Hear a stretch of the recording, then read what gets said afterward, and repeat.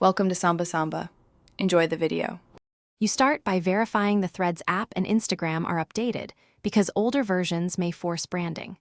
Open the post with the logo and make a quick backup to your camera roll. This preserves the original in case you need it later. Once done, decide whether you will edit the post, crop the image, or recreate it without the logo. Make sure you're on a stable connection and have editing permissions, otherwise you can't remove branding from someone else's post. Now you perform the actual removal. If it's a photo, use Threads crop tool or a third-party editor with clone/heal tools to blend the area. This hides the logo while preserving background. For video, trim frames or overlay a small patch or sticker to cover the logo.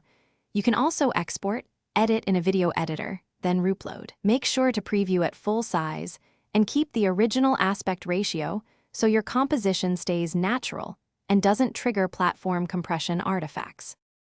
Finish by reposting the edited media to Threads or Instagram, adding a fresh caption and tags. This replaces the visible logo with your corrected version.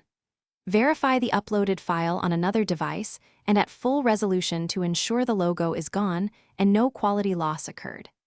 If you see artifacts or the logo persists, restore your backup and retry using a different editor or method, crop instead of clone, or vice versa.